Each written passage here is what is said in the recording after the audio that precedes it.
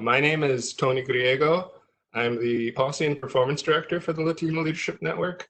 And in my day job, I'm the Strategic Transformation Manager at the Department of Licensing. I'd like you also to say hi to my co-host, Indira Melgarejo. Hi, Tony. Yes, I'm also part of LLM. I am the Membership and Outreach Chair. And I work for 13 years as a psychologist in Venezuela before I moved to US 2 years ago. Thank you for being here, everybody. Yeah. And we have behind the scenes, we have our LLM co-chair, Marlene White. Marlene is helping us with the chat, so if you have questions as we're going through this, please type them into the chat and we'll get to them as we can. A little background for you, the Latino Leadership Network is an organization of Latinos and allies working to build resources, connect, and inspire the Latino workforce and state government. We've been recognized as a business resource group by the State Office of Financial Management. We promote professional development, encourage leadership opportunities, and support diversity and inclusion in state government, among other things. During our webinar today, we're going to cover several different items, including the benefits of forming a group and how you can form a group yourself. I wanted to let you know that this webinar is actually based off of a presentation I originally gave at the Department of Licensing's supervisor forums. It was filled with helpful information. We got a really good response from it. And so we've customized it for the Latino Leadership Network members today. Really, I'm just saying all of that so that way when you see the picture of me later, you'll understand why I look so much younger in it than I do now. Full coronavirus beard and everything. Although I did do my hair. Okay, so then next slide, Marlene. So before we get into the presentation, we'd like to highlight some of the current activities of Washington State's Commission of Hispanic Affairs, aka CHA. So under the leadership of Executive Director Maria Sigüenza, CHA has established a COVID-19 response hub to provide information to the Latinx population of Washington. Information and resources are provided online in both English and Spanish. Additionally, in partnership with the Latino Civic Alliance, CHA is hosting weekly community conference calls over Zoom. Information on how to attend the meetings is available online on CHA's Response Hub. Thank you. Also, while you're on the CHA website, you'll probably see a lot of ads encouraging you to participate in the 2020 census.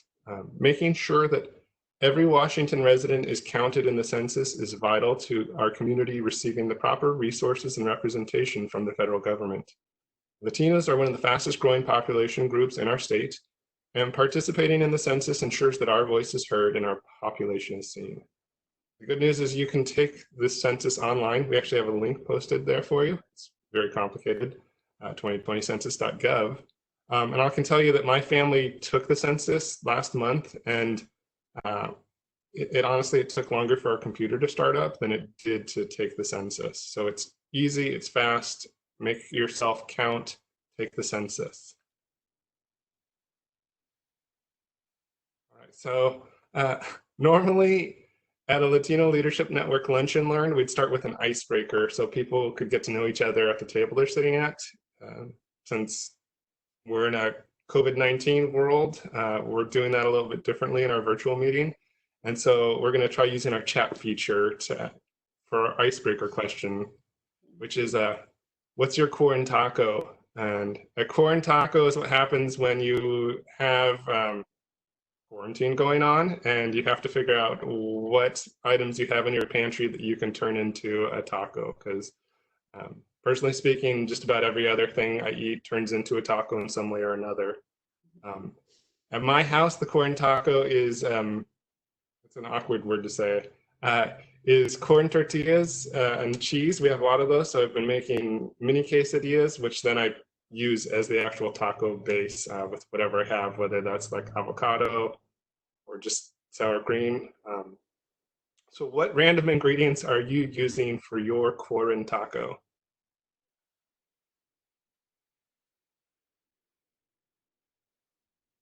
Do you have anything that you've been making into a corn taco, Indira? Well, I've been using a lot of beans, cheese, and black olives. Those are good. Or at least I like it. Mhm. And for everybody that's muted, if you hover on the bottom of your screen, a little bar will pop up and there's different things that you'll see on the bar. And you'll see a little chat bubble. If you click that, it'll come up and you're able to type everybody what your corn taco is. Leftovers, good. Yeah. My challenge recently too was that just getting dried beans it took several different shopping trips, so I was out of beans for a little while there. And by out, I mean we only had like 4 or 5 cans of beans at that point. In this case for me, I'm Daniel right here, Gomez. Have you guys tried the tacos at Costco? They have a package already made, and you just pick it up, pay $15. If it's about 4 people, depends how much you eat. Those are the best tacos, you know. But when you have to make one at home, I usually do leftovers, you know, eggs and cheese. Mhm. Thank you. I'm getting hungry at this point, so I think maybe we should, if everybody's ready, we can start. Okay, so once again, I'm Tony Griego from the Latino Leadership Network, and we're here to talk today about accountability groups, also known as mastermind groups. And a couple years ago, I started going to the gym to work out, and I'm not a big gym fan, but I had to get in better shape because I have a son who was making me run around and do a lot more and carry him more than I was used to at that time. And so I started going to the gym about 5 in the morning, which is not the most fun. But what I noticed every year is around January, you'd see a whole new group of people suddenly show up at the gym. And so the gym in January is really busy. And then at about February, there's less people. March, there's less people. And then about the time you hit April, May, it's back to the group that was going to the gym all the time beforehand. But one year I noticed that there was a group of women who were working out together as a group. And they would use an app and they would all do the same exercises and kind of rotate through it together. And what I found is that come February, they were still working out as a group together. Come March, they were still doing it. In fact, they stuck with it the whole year round. When other people were quitting, they were pushing themselves to go harder and really pushing themselves day after day to keep working out, even at 5 in the morning, which got me wondering, about the effectiveness of using a group to, in a similar way, but to look at it for professional development or for career development. And so I talked to 2 of my coworkers about forming an accountability group. And this is a picture of our group. That's Samantha and Nancy. I will say that one of the reasons I know this group is effective is because Samantha isn't in our group anymore because she's promoted several times and is no longer with our agency. She's now working as a senior organizational change management consultant. But since Samantha left, we've actually added two new people to our group, and we still meet weekly. And the group for me has been something where I've been able to again, look for help, get another set of eyes and get feedback from each other. And so it's something that I can say has been really effective because we've been able to maintain it and do it now for several years. I asked Samantha what she found the benefits to be. And she said, I have a safe space to really think about the work that I'm doing. I can ask questions that I might not feel safe to ask with other coworkers or with my boss and really experiment and try things out. So having a safe space was really one of the benefits that Samantha talked about. I asked Nancy, and she echoed that. And she also said that, this group helped her get out of her head and be more optimistic about what she's doing and the work that she's doing and what she's connecting with, and finding herself being more productive because of that. Sometimes we can kind of get stuck in our own heads about a comment that was made or a meeting that we had or those sorts of things, and having another safe group to look to for perspective is really important, and helps us let go of some of the negative stories we sometimes tell ourselves in our head. And that was one of the key things with Nancy, is that this group helped her, and is still helping her, keep her momentum going, stick with it day to day, even on the hard days. And for myself, I found that the group kind of helped me weed through so many of the different thoughts and ideas I've had in my head, to narrow it down, or to find that diamond in the rough and develop an idea. And it was something that it's kind of a simple idea to work with the group to on your professional development or on figuring out work projects, but it's been tremendously effective. So the question for the group and the attendees is, have you ever had a group that you've relied on for professional development? Is there a group that you rely on for advice?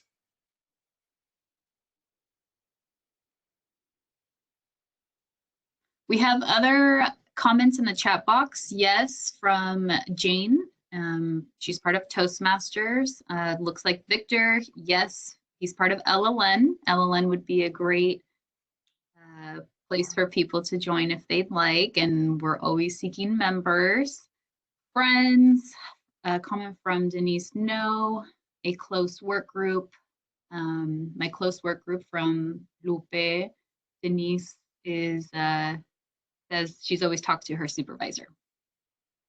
Another comment says, I had an HR mentor and that was very helpful.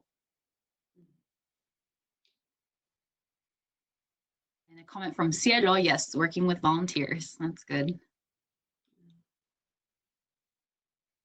All right, I'm gonna head over to the next slide. Okay. So Indira, could you tell us a little bit about why working with a group is so effective? Yes, so one of the great advantages of being part of a group is the group itself work as a motivation. It keeps you motivated, it keeps you going into the tasks that you're doing. Okay, it's been studied that when you are inside within a group, the group holds you accountable. Okay, and part of that is because that feeling of being alone is gone. Okay, you have collaboration with you. You have the possibility also to, always in a group, you are kind of competing with each other, and at the same time you are in alliance with the others, right? So when you're part of a group, you are going to see someone that is doing, most of the time, right? Sometimes somebody that is doing better than you. So you're looking at this person as an example, and then that motivates you to do better. Okay. You have a really nice picture there about, and there is a metaphor when you're in a climbing group, everybody is tied together with a, right? So the person that goes, the lead cannot go faster because of the person that is behind at the end, right? But at the same time, the person that is at the end, you also have to move a little faster to keep up with the group. So you cannot go as fast as you can do alone, right? Because you're not solo in this. But at the same time, you are helping the other. So the one that goes in the back, it will motivate to go faster. So it can go with the group. Okay. So pretty much in a big picture, how working in a group help you thrive. Okay. Mm-hmm. Yeah, and I think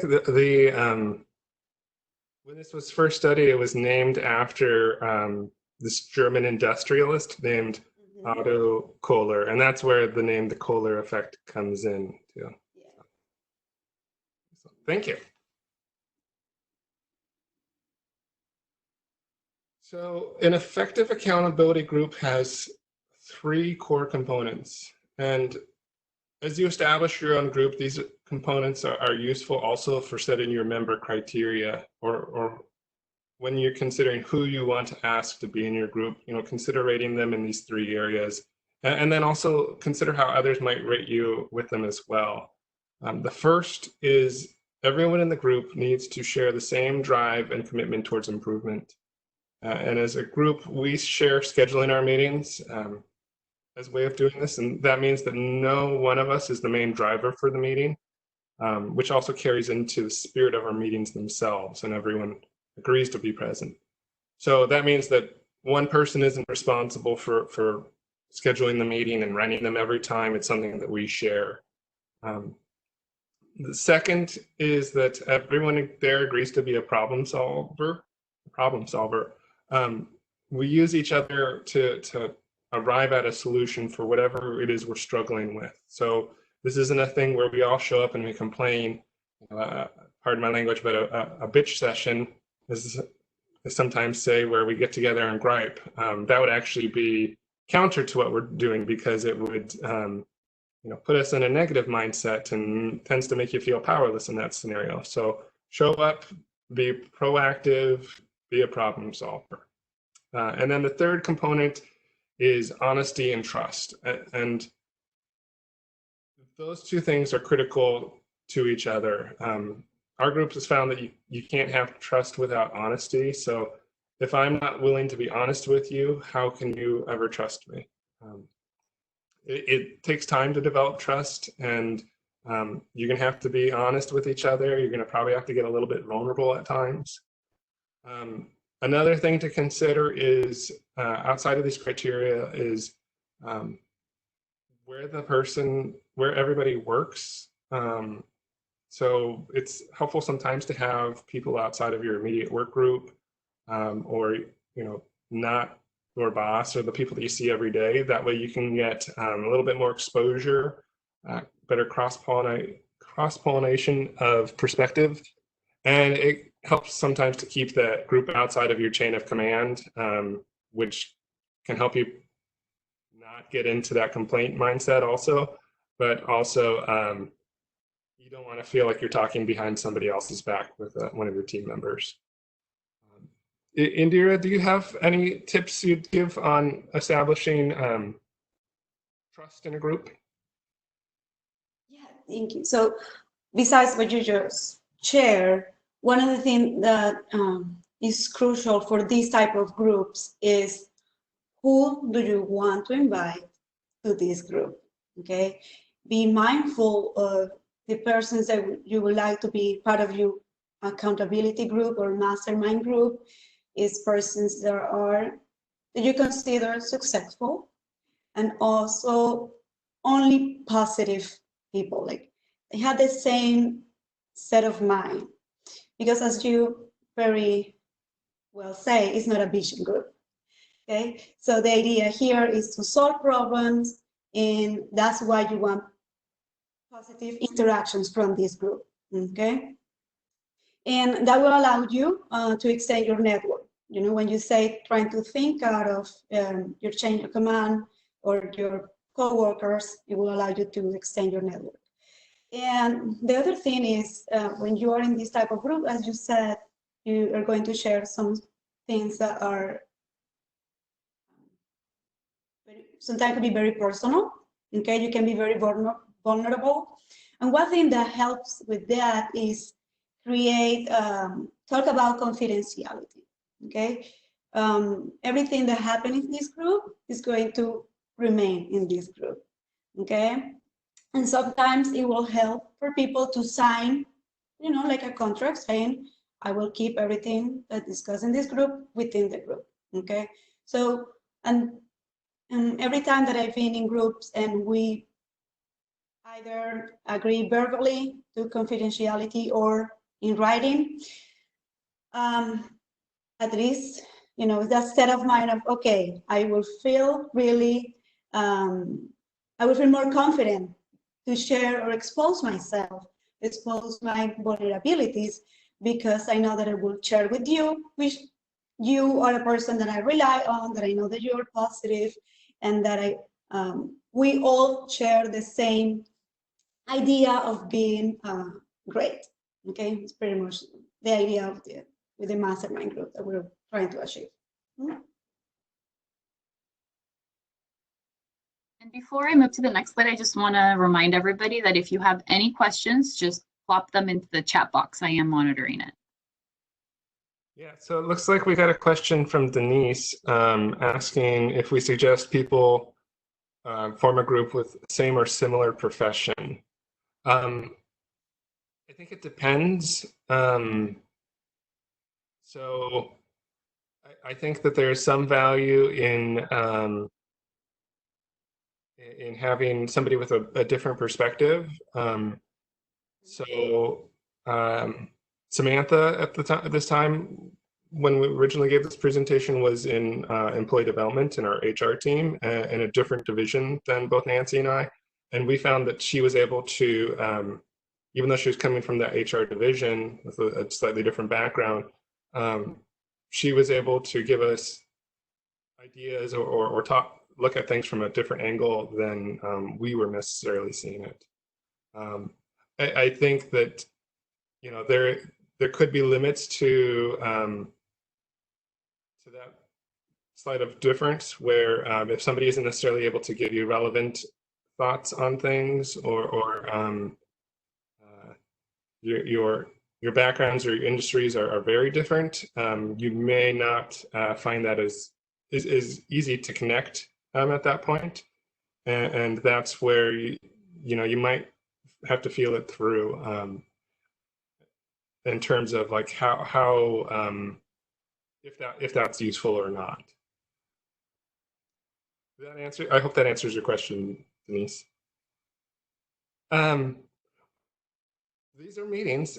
So how often, like, what does that side of things look like? Well, can be flexible depending on how much time you have available, what kind of meeting constraints you might have. So you could do something that is shorter in time, or if you find longer meetings more valuable for you and you have that time available to you, then look at what makes it work for you. Our group meets for 30 minutes once a week because we find that with 30 minutes, we're able to at least all kind of talk about some sort of a topic. And by doing it weekly, we're able to meet often enough where we've established a relationship more quickly. And that sort of weekly rhythm has helped us maintain the meeting schedule. I should say that we don't necessarily meet every week. If somebody's not available, just part of the group might meet. If none of us are available, we say, hey, sorry we missed you, and we'll catch you again next week. And we reschedule because, during legislative session or the holidays or big projects, our schedules fill up and we have to kind of be flexible with that. But honestly, 30 minutes for us once a week has been pretty doable 80 to 90% of the time. And again, we've managed to maintain it for several years at this point. I would also, though, say if you're starting a group, set a 6-month review date for the group. So that way you can establish, hey, well, first off, you have a firm commitment on the date when you will have this check. So it's not an open-ended commitment. And you can say, well, is this really working for us? Is everybody able to participate in the way that they want to? Are we able to give relevant information to each other? Like Denise asked, if somebody's in a different industry totally from me, are they getting value? Are they able to take the information or advice that I give them and apply it in their work? So by setting a 6-month review date, you have something on the calendar, that that sometimes helps. Where if it isn't working for you, you know that you have only a certain date that you're working up to, and then you're able to say, I'm sorry, we're gonna have to break up. This isn't working for me. So that's a helpful tip, I would say. So normally I would say be creative and flexible in your meeting space, because at our building, conference rooms were in pretty high demand. However, nowadays, everything seems to be either virtual or at the very least 6 feet apart for when you meet. The good news is that there are a lot of different options available for you now, whether that's Skype or Zoom is offering free meetings now for 40-minute length. I think Google is going to be rolling out their Meet is what it's called, platform for virtual meetings. There's all sorts of stuff, whether that's FaceTime or just simple phone call. So there are a lot of different options for your virtual meeting. Let's see, and I think I see a question on recommendations on group size. So my original group was with 3 people. My current group is with 4, and I would say unless you have more time available to you, I probably wouldn't go over 4. If you have like an hour, maybe 5 people could work, but at that point, I think it's harder for everybody to get time on the agenda. So yeah, it's a good question. I also think too that smaller group of people, it's easier to build trust more quickly as well.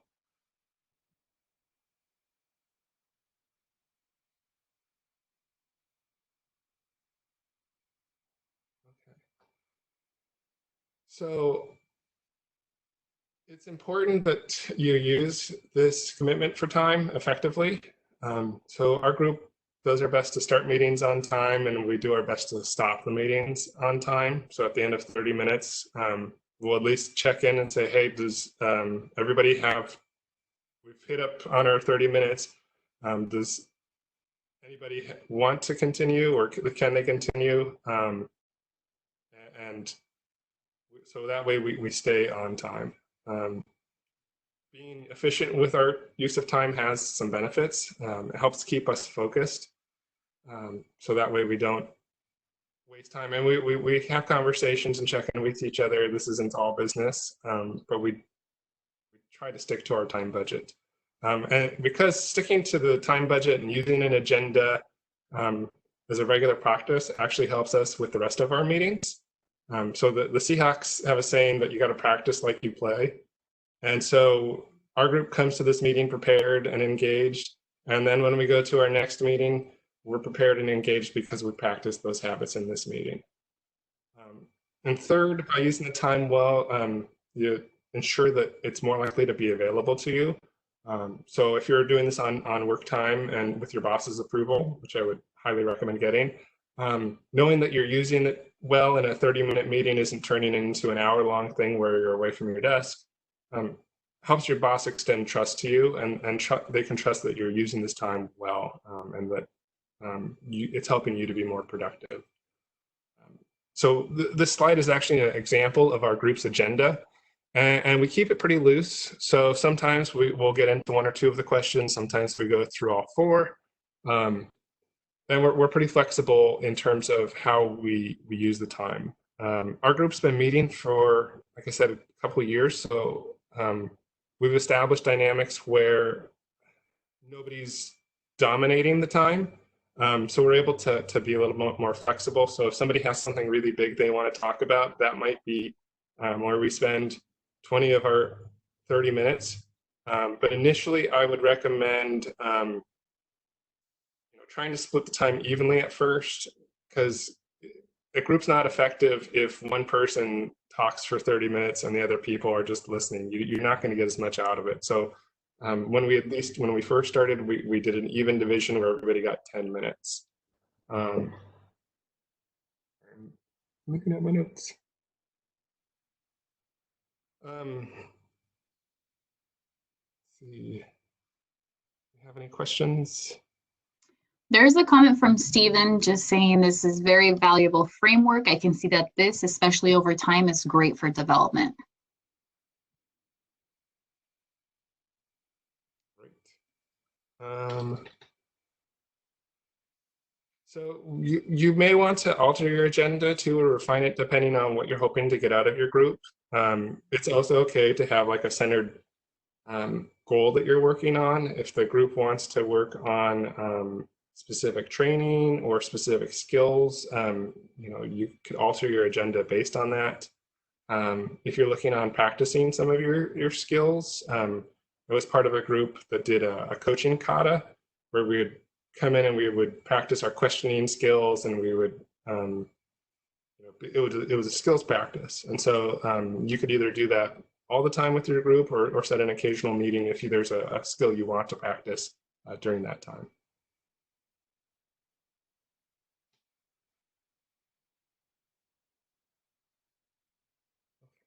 So some of the other tips I have to get you started is, as I mentioned earlier, if you're using work time, I would highly recommend talking to your boss about it first. First, that way you make it clear to them what you're doing and you can get approval for it.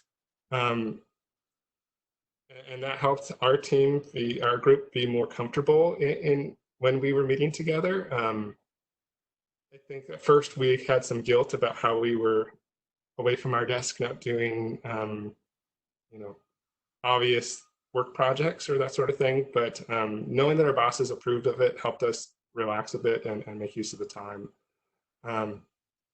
It's also helpful because when your group helps you like hit that new milestone, or you read a book because of the group, or do some sort of training, you can share that with your boss, and then they know that, hey, this is the commitment I've made to my professional development, and they can better support you in using that time. Like I said earlier, if you're in the field or you're separated from your group by distance, using teleconferencing like Skype or Zoom is a great way to have a virtual meeting.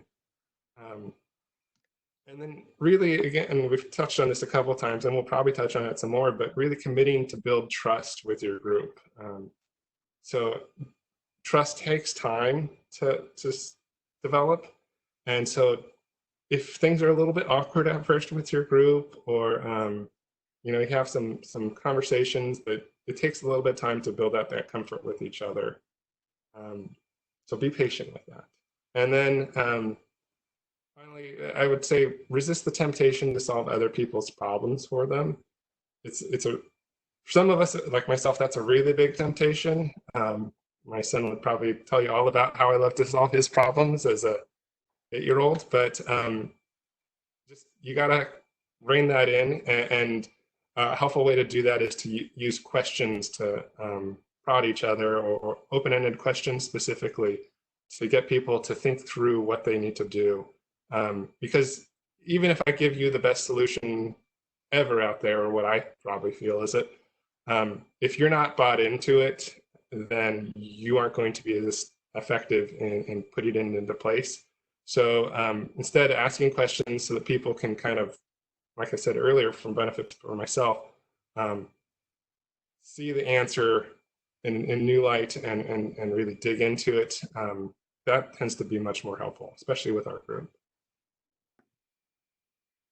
Okay, so one of the things that you mentioned, Tony, is about don't provide solutions, right?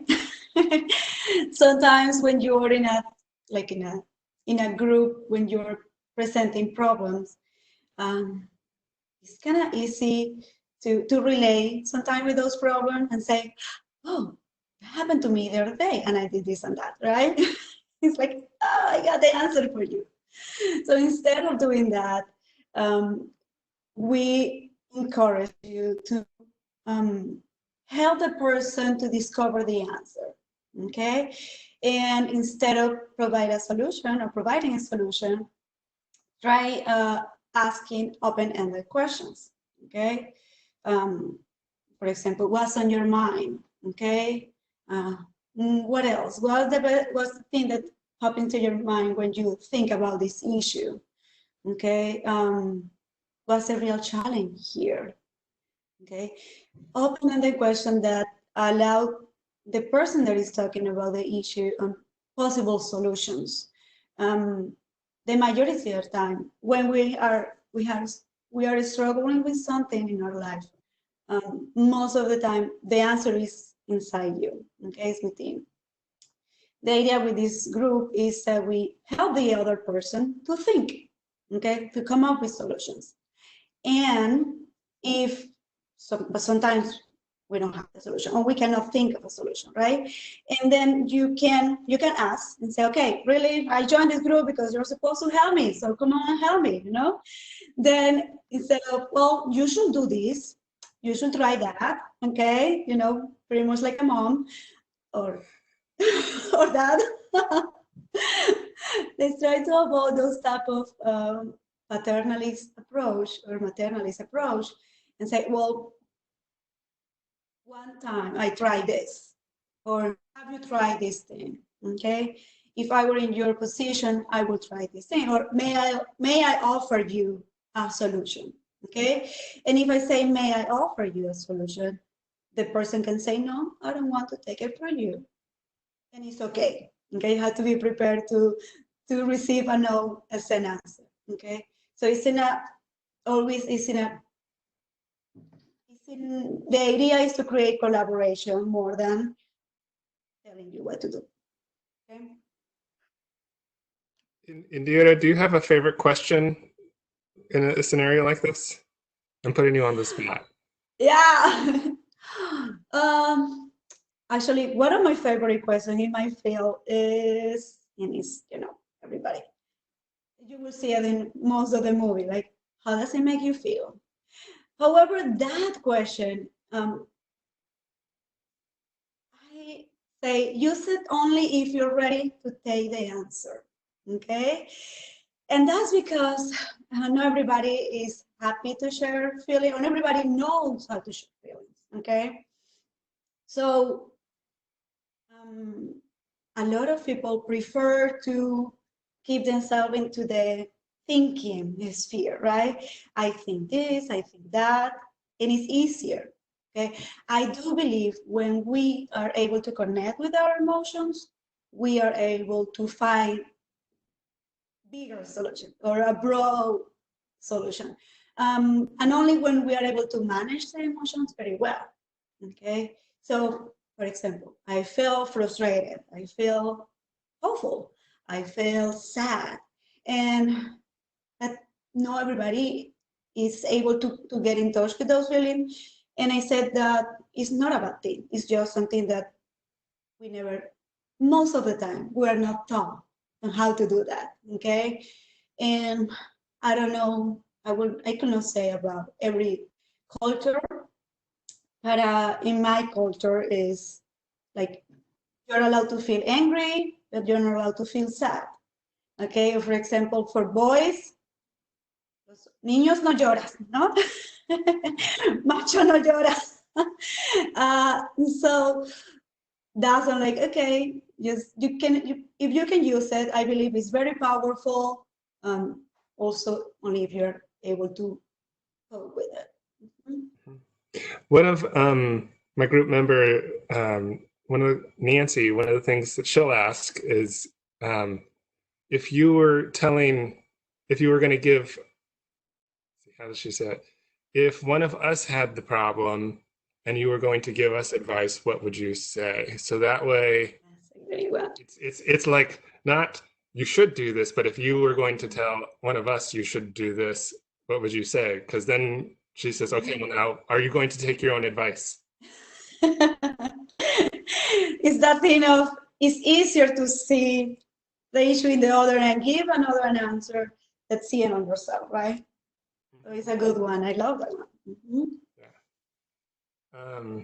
Oh, and it looks like we have a comment that says brainstorming ideas can be anonymous if in person on slips of paper. And then playing off of those ideas to create more ideas, but not necessarily solve anything. So I'm using brainstorming ideas with the group. So that's a great suggestion. Mm-hmm. Great. And we like to share with you or with everybody how the benefits of being part of this group, the benefits in the long term, okay?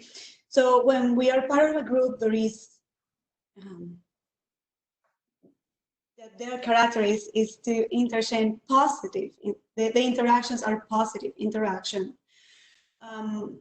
we are going to be able to have those input available in our system. It's pretty much like every time that I join LLN, right? Every time that I'm with LLN, I feel more optimistic. I see solutions. I learn from my peers. Okay. So when I'm in similar situation, but I'm not in LLN, I will have those. Resources available for me.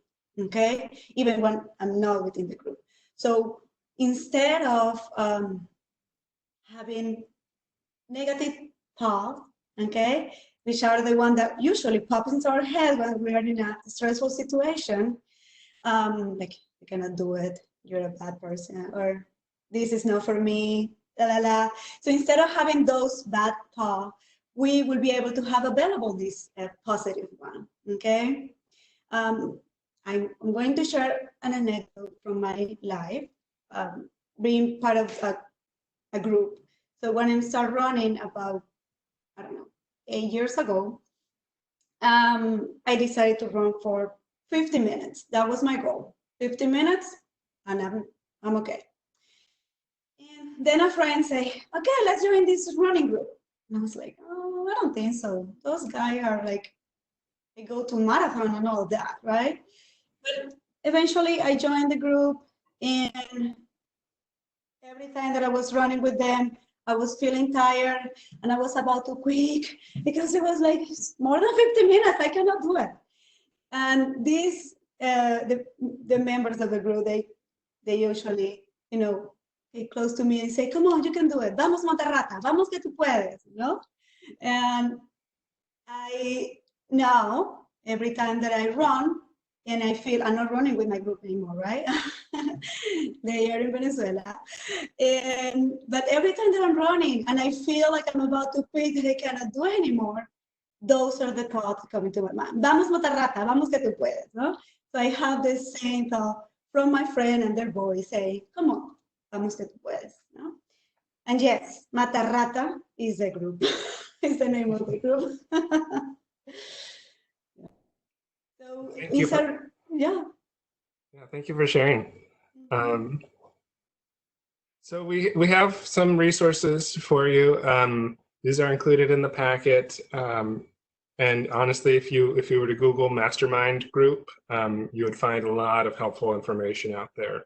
The first resource we have listed is actually how to create your ultimate mastermind group from the website Live Your Legend. And it's also got a bunch of information on how to form a group, discussion topics, and just simply how to get yourself started. For trust and building trust, we recommend The Anatomy of Trust by Brene Brown. Brene Brown has about a bajillion videos and books now for you. They're almost everyone that I've read or watched has been very good. I think she even has a Netflix special now. For something a little bit more local and close to home, we recommend Trust Repair and a Lean Culture by Wendy Frazier. It was actually recorded at the 2014 Lean Transformation Conference. And you could probably, if once we're able to do conferences again, I'm sure you would be able to see Wendy speak in person. And then we have a couple books, Humble Inquiry by Edgar Schein and Think and Grow Rich by Napoleon Hill, which also are helpful for resources for you.